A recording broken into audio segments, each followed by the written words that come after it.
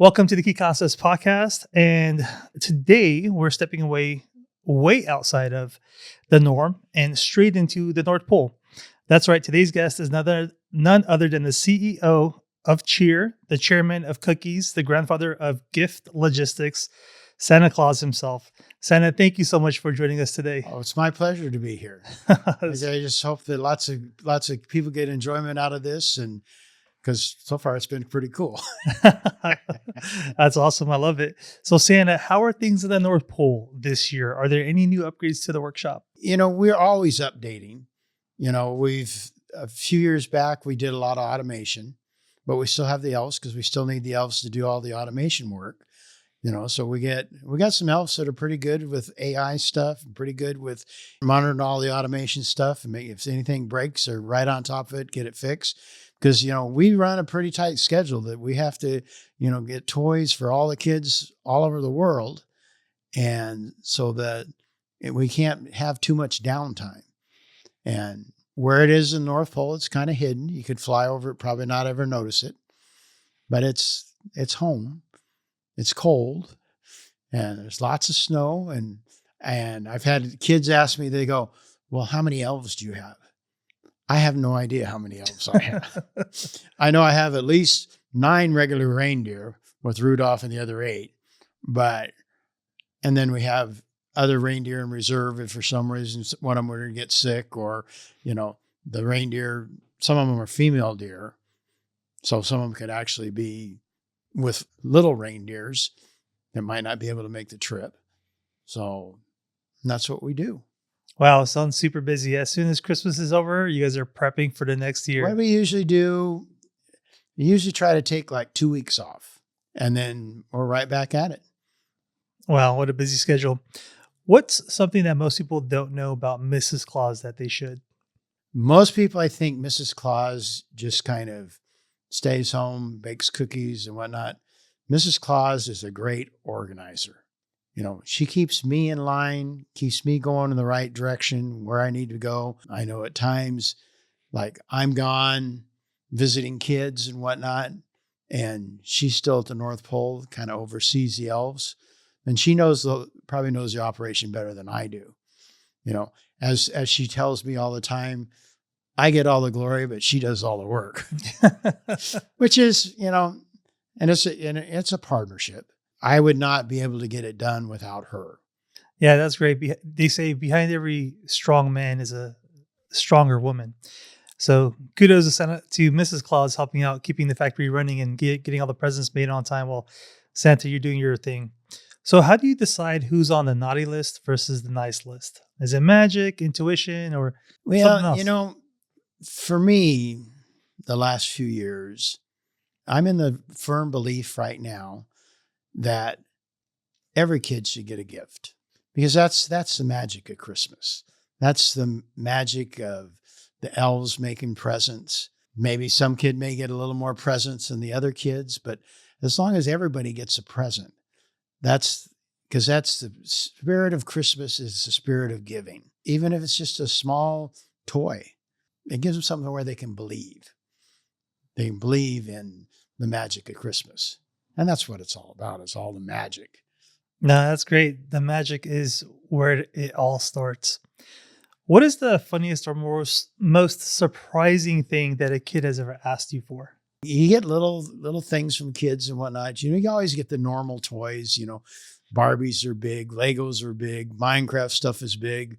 But little things every now and then that just kind of sets up. I've had kids that asked before really didn't want a gift. They just wanted their family to be happy at the holidays. And it's hard sometimes to remember everything that they want. But I have a system when kids write me a list of what they want for Christmas, and they give me the list. So I take the list and I fold it up, and then I basically tell them I'm going to put it in my boot. I put it in my boot, and I says I'm taking it back to the North Pole. And when we get to the North Pole, I'm going to talk with the elves, and we'll build you a present. And then the thing too with kids, sometimes you can tell the kids are in line. They know what they want. They know what they want. They know what they want. And then as soon as they get to me, their mind goes blank. So then they go, well, I don't know. I'm not sure what I want. I says, well, this is what I'll do. This is what I do for the kids. I says, if you can't think of anything, what I'll do is I'll get with the elves, and we know about you, and we'll figure out something special just for you. And then it'll be under the Christmas tree Christmas morning, so you can be surprised. And would you like that? 99% of them say, oh yeah, that's cool. We'd like that. So they'd be surprised Christmas morning and not expecting to get what they want, but a big surprise gift that was made by the elves and Santa. That is the holiday magic right there. What would you say is the most unusual or creative treat someone has left you instead of cookies? I've had, like banana bread left before, but cookies are the big thing. And then and a lot of times you'll get cookies that the kids decorated. Oh, wow. So the kids are decorated, so you know that that's just for you. So you got to make sure that you eat it all up and take it with you. So when the kids get up in the morning, they can see that you've been there and you ate the treat that they specially made for you, which I think is a big thing for them. I actually go to a preschool for a visit every year, and they pay me in cookies and milk. Have all the kids bring a bag of cookies and there's milk, and then I just take that with me when I get back in the sleigh to go back to the North Pole. Well, you can't go wrong with cookies and milk. Oh no, cookies are great.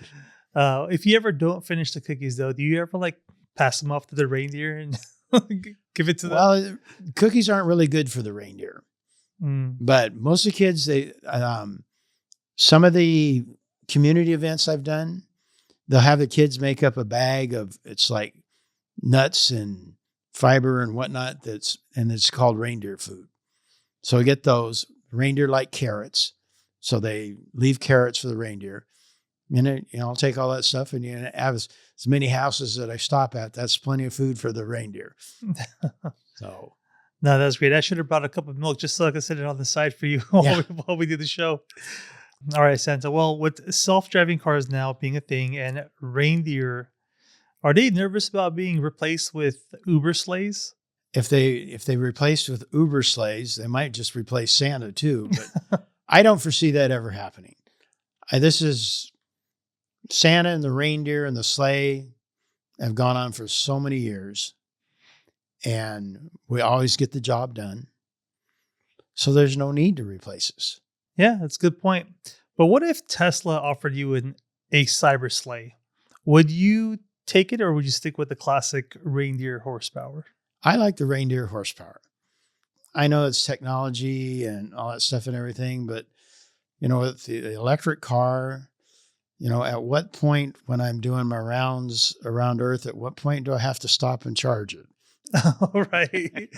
The batteries don't go that long. Yeah. So you're going to get stuck in the air. Yeah. And that's, especially the height that we fly at times, that's a long fall if you run out of juice. Oh, yeah. That's not good. We don't want that happening. So nothing beats Rudolph the Red-Nosed Reindeer, I guess. Yeah. Have you ever considered maybe delivering gifts via Amazon Prime just to take a year off? I don't think I could ever take a year off. I've never considered having Amazon, but if I did it 1 year and Amazon was really good at it, then everybody might decide to just, we don't really need Santa. We'll just use Amazon. Amazon's got their thing. There's plenty of people out there buying stuff from Amazon at the holidays to give to their friends and relatives and whatnot. But Santa's gifts, I think, for the kids are more special to them. And that's why I don't think I could ever take a year off and just let somebody else do the whole thing. And Santa's gone for a year. Yeah, there's definitely something about the magic of Santa coming down the chimney and delivering the presents in the morning, leaving out the milk and cookies and having a good time. So let's talk about the Grinch for a little bit. How often does he end up on the naughty list? I think he's naughty because he's been an outcast. When he realizes, I took everybody's presents. I took all their decorations. And these people still get together in the middle of town and are singing Christmas carols and just happy that it's of the day. And that makes his heart grow. And that makes him realize that, hey, there's more to this Christmas thing than the packages and the lights and all that stuff. It's a holiday for joy amongst families. Even if there was no presents and no lights, you would still have the spirit of Christmas.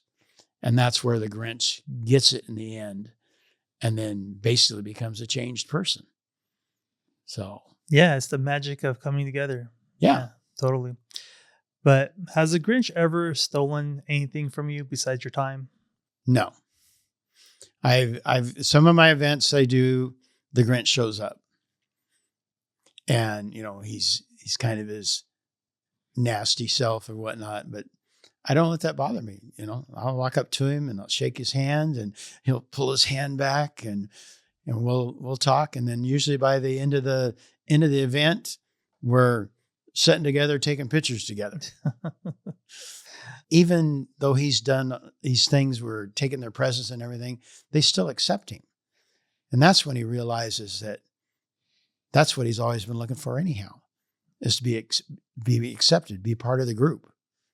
And in the end of the Grinch story, he is part of the group, and you can tell he's a completely changed person. Do you think he has you on speed dial? I don't know. I'm not sure if he's ever called me. He might have some way of tracking me so where he knows where I'm at, so where he can show up and, throw through snide remarks my way. Have you ever caught the Grinch trying to sneak onto your sleigh route? No, I never have. So I think he was more confined to his cave at the top of the mountain until he got accepted at the end. And I'm sure he moved down the hill, probably moved in with the people in town. Nice. If you had to give the Grinch a present, what would that be? To give the Grinch a proper present would be to give him a present of love and the present of being part of the group. Living at the top of the hill in a cave with just your dog and you don't have any interaction with anybody. But if you become part of the group where you interact, then it's easier for you to be more accepted, no matter whether you're green or whatever other color that the next person comes up with. But I think the gift of love and the gift of acceptance, I think would be good gifts for the Grinch. If the Grinch walks into this podcast on the next episode, what would you want me to ask him? For me, it would be, I'd like to shake his hand and ask him how things are going. And has he moved into town? Is he still part of the community? Is he helping with all the decorations and everything at Christmas time? Or has he tried to isolate himself again? Santa, do you have a special message you want to share for those watching this episode today? Anything about the holiday spirit this time of year or for everybody that's tuning in? I guess my message to everybody would be, it's a holiday for everybody. The spirit of giving and the spirit of just getting to know each other and the spirit of accepting each other the way we are. The thing with Christmas is if you don't already enjoy it, learn how to enjoy it because it's a special time of year and it only comes once a year. And don't be afraid too with Christmas that if there's a family that's in need and you're able to help out, do that. That's kind of part of the Christmas spirit. It's for sharing with what you got with everybody. And that's, I guess that would be my message for Christmas. It's an enjoyable time and enjoy it because 3 weeks it'll be gone for another year. Yeah. So it's like gift or no gift. Yeah. The gift of coming together is the Christmas magic. Yeah. So that in itself is the gift. Santa, is there anything that we haven't discussed that you'd want to bring up? No, this has been a kick. Like I said, I've never done a podcast before, but this is kind of cool. And I like, the questions were great. My biggest wish is for everybody to have an enjoyable time at Christmas. Enjoy the company of others and keep the spirit going.